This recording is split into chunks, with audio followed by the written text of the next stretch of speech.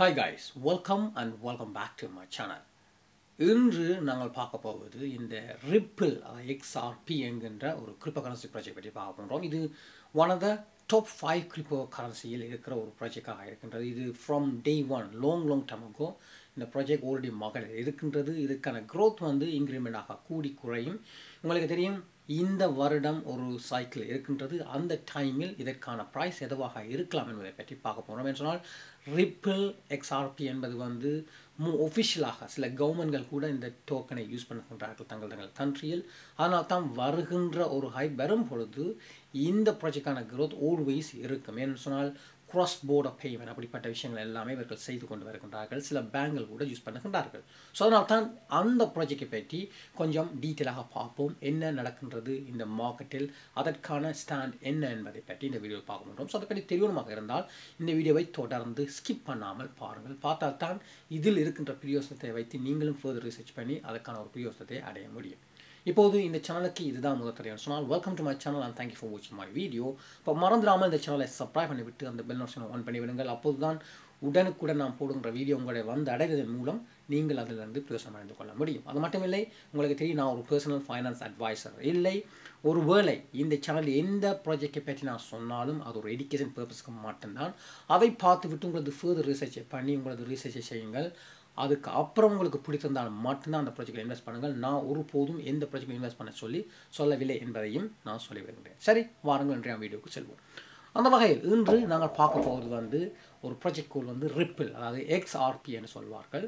இந்த ப்ராஜெக்ட் பற்றி தான் பார்க்க போகிறோம். நான் இந்த ஏர்லி டைமில் இந்த ப்ராஜெக்ட் பற்றி நான் எனது சேனலில் சொல்லியிருக்கின்றேன். அப்போது பார்த்தீங்கன்னா ப்ரைஸ் என்பது ஃப்ராக்ஷன் ஆஃப் பெனியாக இருந்து 1%, 2%, 5% கூட இருந்திருந்தது அந்த காலகட்டத்தில்.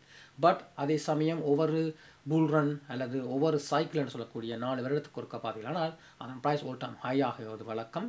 இந்த ப்ராஜெக்ட் ஓல் டைம் ஹை என்று பார்த்தீங்களானால் ஆல்மோஸ்ட் $3.40 ஆக இருந்தது 2021ஆம் ஆண்டு. இப்போது ப்ரைஸை பாருங்கள், ஆல்மோஸ்ட் ட்ராப் ஆகி $2.33 ஆக இருக்கின்றது. அது மட்டுமே இதை விட கூட ட்ராப் ஆகி இருந்தது.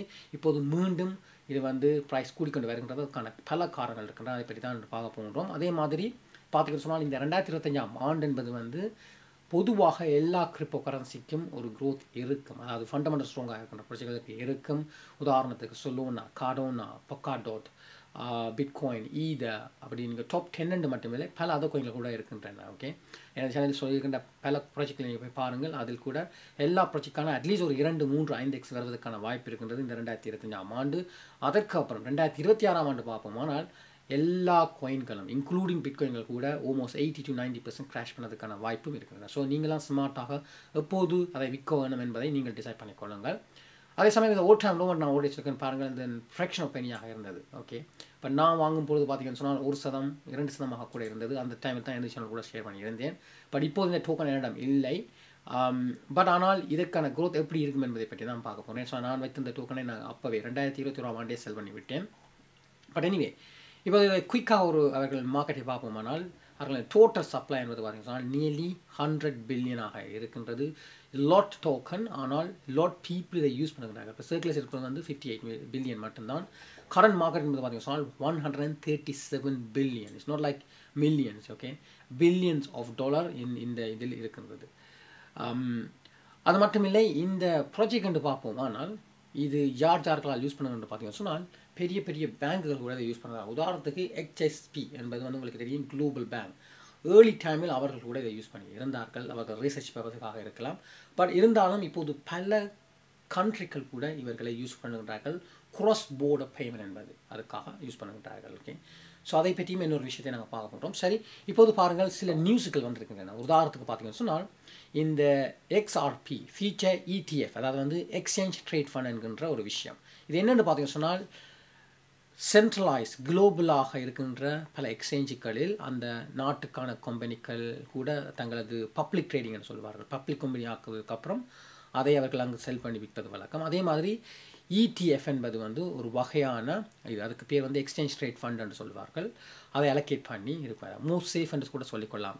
பெட்டர் தென் கிரிப்டோ. இப்போது எல்லோ இன்வெஸ்ட்மெண்ட்டும் உண்மையில் கடினமாகவும் கஷ்டமானதும் கூடுதலாக பணத்தை கூட லாஸ் பண்ணுறதுக்கான வாய்ப்புகள் கூட இருந்தாலும் இது கிரிப்டோவை விட மச் மோர் சேஃப்னு சொல்லிக்கொள்ளக்கூடிய ஒரு மெத்தட்னு சொல்லலாம். இப்போது பார்த்தீங்கன்னா ஃபர்ஸ்ட் யூஎஸ் எக்ஸ்ஆர்பி என்பது இப்போது குவைட் ரீசனாக உங்களுக்கு தெரியும். பிட்காயின் வந்து இடிஎஃப்இல் போட்டிருக்கின்றார்கள், ஈதம் இடிஎஃப்இல் வந்திருக்கின்றது, சொலோனா கூட வந்திருக்கின்றது. இப்போது பார்த்தீங்கன்னு சொன்னால் இந்த எக்ஸ்ஆர்பி முதல்லையாக யுஎஸ்ஏ, அதாவது யுஎஸ்ஏ என்பது உங்களுக்கு தெரியும், ட்ரேடிங் என்பது one of the bigger thing இருக்கும் ஒரு கண்ட்ரி, அங்கு கூட இப்படி ஒன்று ஓப்பன் பண்ணியிருக்கின்றார்கள். ஸோ இது மூலம் என்ன உங்களுக்கு தெரியும்னு சொன்னால் வருங்காலத்தில் இதுக்கான சென்ட்ரல், அதாவது வந்து சென்ட்ரல் ஸ்ட்ரீமில் வந்து இது ஒரு ஒன் ஆஃப் த பிளேயராக இருக்கலாம் என்பது தான் எனது கணிப்பாக இருக்கின்றது. ஏன் சொன்னால் பல பேர்கள் அதை யூஸ் பண்ணுகின்றார்கள், இன்க்ளூடிங் கவர்மெண்ட்ஸில் கூட. ஸோ இது வந்திருக்கின்றது, அது ஒரு ரீசனாக இருக்கின்றது. இரண்டாவது பார்ப்போம்னால் cross border blockchain payment, அதாவது வந்து உங்களுக்கு தெரியும் துபாய் என்பது ஒன் ஆஃப் த க்ரோவிங் கண்ட்ரியாக இருக்கின்றது in terms of crypto technology, real estate business அப்படியாக இருக்கின்றன. ஓகே, ரியல் எஸ்டேட் வந்து ஒன் ஆஃப் த பிக்கஸ்ட், உங்களுக்கு தெரியும், move money in real estate. அப்படி இருக்கும்போது ரியல் எஸ்டேட்டில் கிரிப்டோவை கொண்டு ப்ராப்பர்ட்டிகளை வாங்கி விற்பது, இன்வெஸ்ட் பண்ணுவது என்பது வந்து அது ஒரு பிக்கஸ்ட் திங்காக இருக்கும். அதுவும் ஸ்பெஷலாக துபாயில். நீங்கள் துபாயில் பாருங்கள் எவ்வளவு அவர்கள் டெவலப் பண்ணி கொண்டிருக்கின்றார்கள், ஸ்பெஷலாக ரியல் எஸ்டேட் சம்மந்தப்பட்ட விஷயங்கள், அதே மாதிரி டெக்னாலஜி சம்மந்தப்பட்ட விஷயங்கள். ஈவன் கவர்மெண்டே உங்களுக்காக ஃபண்ட் அண்டு சப்போர்ட் பண்ணும் சில டெக்னாலஜியை நீங்கள் உருவாக்குவீர்களானால், உதாரணத்துக்கு உங்களுக்கு ஒரு ஸ்டார்ட் அப் ஐடியா இருக்குன்னு வைத்துக்கொள்ளுங்கள், கிரிப்டோ சம்மந்தப்பட்ட விஷயமாக இருந்தால் அந்த நாட்டில் போனால் உங்களுக்கு tax free, including government support ஃபண்டுகள் கூட எடுக்கக்கூடியதாக இருக்கக்கூடிய ஒரு கண்ட்ரி. ஏன்னு சொன்னால் அவர்கள் தங்கள் கண்ட்ரியை பெருசாக்கணும் என்பதற்காக பல வழிமுறைகளை கையாளுகின்றார்கள். அதில் இதுவும் ஒன்றாக இருக்கிறது. இப்போது கிரிப்டோன்னு சொல்லும் பொழுது ரிப்ளை அவர்கள் வந்து கிராஸ் போர்டர் பிளாக் செயின் அல்லது பேமெண்டாக அங்கு அனௌன்ஸ் பண்ணி அதை யூஸ் பண்ண தொடங்கி இருக்கிறார்கள். ஸோ அது இன்னொரு ரீசனாக இருக்க போகின்றதா இந்த க்ரோத்துக்கான காரணம். அடுத்தது வந்து பார்ப்போமானால் ரிப்பிள் என்னது நியூஸ் வந்திருக்கின்றது பாருங்கள். இது வந்து உண்மையில் ஒரு $8 அடையலாம் என்ற ஒரு கேள்விக்கான ஆன்சர் சொல்லியிருக்கின்றார்கள். உண்மையில் என்னை பொறுத்த மட்டில் இந்த புல்ரனில் $8 கிட்ட வருவதற்கான வாய்ப்பு இருக்கின்றன. பல நியூஸுக்கள் அதுக்கு பாசிட்டிவாக இருக்கும் காரணத்தினால்தான் நான் கூட நினைக்கின்றேன். ஸோ இந்த ஆர்டிக்கிளில் சொன்ன விஷயம் அதுதான், இது $8 வருவதற்கான வாய்ப்புகள் பல இருக்கின்றது, அதற்கான காரணத்தை சொல்லியிருக்கின்றார்கள். ஸோ இந்த வீடியோ நோக்கம் இதுதான். இந்த எக்ஸ்ஆர்பி ரிப்பிள் என்பதன் கரண்ட் சிச்சுவேஷன் என்ன என்பது, எனது தோத் வந்து $8 அடையலாம் என்பது. அதுக்காக நான் சொல்லவில்லை, அதை போய் வாங்கி நீங்கள் வைத்திருங்கள். இப்போது கரண்ட் ப்ரைஸை பார்த்தீங்கன்னா $2.43 என்று சொன்னால் $8 என்பது வந்து ஆல்மோஸ்ட் ஒரு 3x தான். ஸோ நீங்கள் போடுகின்ற பணத்திலிருந்து 3x சேஃபாக எடுக்கணும்னு சொன்னால் இதில் போடலாம். அதே சமயம் இல்லை எனக்கு 10x 20x 50x வேணுமான்னு சொன்னால் இந்த ப்ராஜெக்டாக இருக்க போவதில்லை. என்னிடம் இந்த டோக்கன் இருக்கான்னு நீங்கள் கேட்டால் இப்போது இல்லை, ஏனென்றால் என்னிடம் இருந்த அனைத்து டோக்கனையும் நான் ஆல்ரெடி செல் பண்ணி விட்டேன். ஸோ அதை செல் பண்ணி என்னோட டோக்கனை எக்ஸ்சேஞ்ச் பண்ணதுக்காக செய்து விட்டேன்.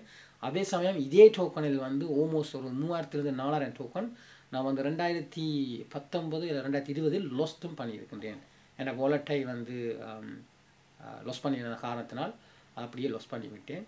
அதன் வேல்யூ இப்போது மச் ஹையாக இருந்தாலும் அது என்னிடம் இல்லை என்பதை சொல்ல வேண்டுகிறேன். இதை இப்போது வாங்கலான்னு கேட்டால் வாங்க மாட்டேன் என்று சொன்னால் எனக்கு 3x என்பது வந்து பெருசாகப்படவில்லை.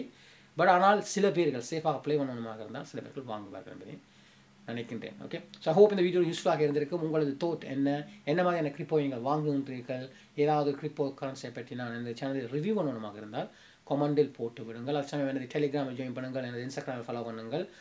இந்த சேனலை இன்னும் சப்ஸ்கிரைப் பண்ணியிருக்காட்டி அதையும் செய்யுங்கள். வருங்காலத்தில் பல கிரிப்டோ இன்வெஸ்ட்மெண்ட் சம்மந்தப்பட்ட வீடியோக்கள் சேனல் வரும், அதன் மூலம் நீங்கள் பிரயோசனம் கொள்ள முடியும். Okay, thank you so much. I will see you in the video. Take care.